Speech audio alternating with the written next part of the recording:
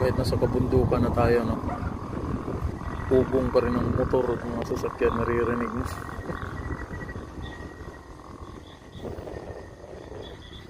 So yun yung Tagaytay, Kabuyaw na area na yan.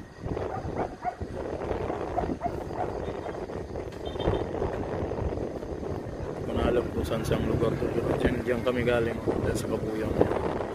Pero yun, buong kalakhan ng ano siguro yun. Sa tuktok kami ng Tagaytay ngayon.